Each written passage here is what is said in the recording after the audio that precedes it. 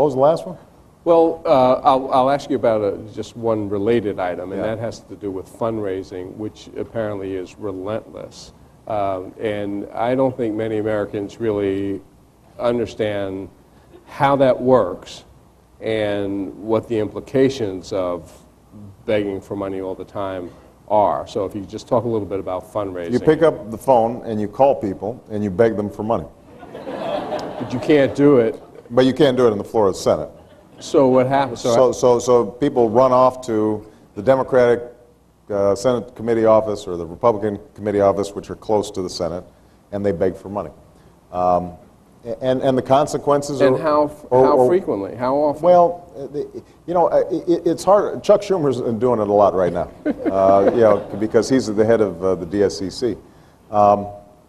It's hard to say. I don't have a typical situation. One of the virtues of celebrity is my fundraising capacity is higher just because I get a lot of attention. And so it's not entirely fair, but I don't have to go and just work the phones now the way I had to do when I was an unknown candidate, for example. But folks, if they're up, they spend a lot of time doing it.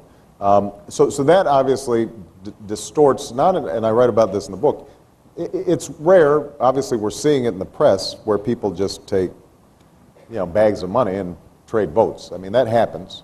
But the corruption is more subtle. It has to do with the fact that special interests in Washington not only are making contributions, but they have the money to hire lobbyists who are there all the time tracking every piece of legislation for months, and everything moves very slowly.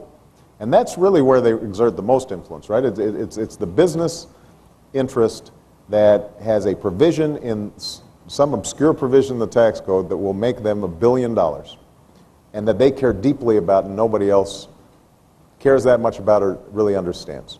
And that can make an enormous difference. So I think one last thing you asked, and that was what gives me the most satisfaction. And as I said, the thing that gives me the most satisfaction is when somehow I've delivered something useful to the people I represent.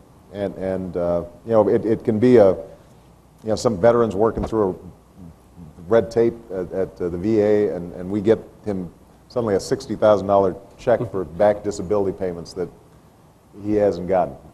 Or it can be a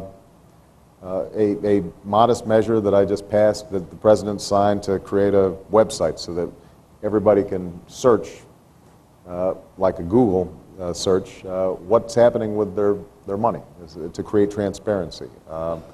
Or sometimes you fail, but there's still satisfaction. One of the things I was most proud of this last session was the detention bill that the anti-terrorist detention bill that was going to be, you know, the administration's closing argument, essentially going into the fall election. And at the time that started, the conventional wisdom was that you'd only get maybe 8, 10 folks voting against it.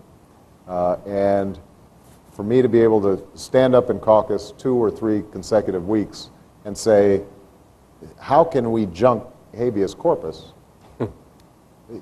Basic principle of our country, that if the government rounds you up, that you have the opportunity to answer the charges against you and say, hey, you got the wrong guy.